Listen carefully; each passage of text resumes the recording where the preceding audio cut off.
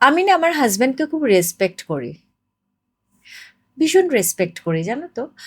মানুষটাও খুব ভালো, উনি মানুষটা খুব ভালো। মানে তুমি যদি আমাদের ইন্ডাস্ট্রিতে কারোকে জিজ্ঞেস করো, মানে আমি তার জন্য যতই করি, ইনফ্যাক্ট সুজাতা, ধরো আমি তোমাকে আমার বাড়িতে ইনভাইট করেছি, ঠিক আছে, ওটা এই যে এক্ষুনি বললাম না ভাগ্যে বিশ্বাসী, ভাগ্যর ব্যাপার আছে।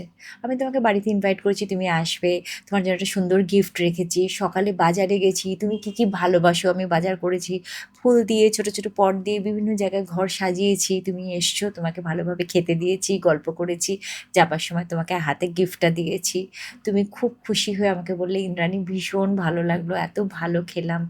তোমার হাজবেন্ডের মতো মানুষ হয় না, ও হয়তো কিছুই জানে না আমি কি কি করেছি, জানো তো, মানে এটা ওর ভাগ্য। কিন্তু তাই বলে ভাগ্যটা এমনি এমনিও না, ও মানুষটাও আসলে ভালো। ওই যে যে সময়টুকু ও তোমাকে সঙ্গ দিয়েছে, তোমার সঙ্গে কথা বলেছে, ওটাতে তোমার ভালো লাগবে। ও যে মনের ভীষণ ভালো মানুষ না, দ্যাট রিফ্লেক্টস। তুমি না ওর মুখে চেহারায় কথায় ওর জেস্চারে ওর চলায় বলায় সব কিছুতে বুঝতে পারবো ও খুব ভালো মানুষ। তো এই একটা ভালো মানুষ জীবনে পেয়েছি, এটা আমার কাছে খুব মূল্যবান।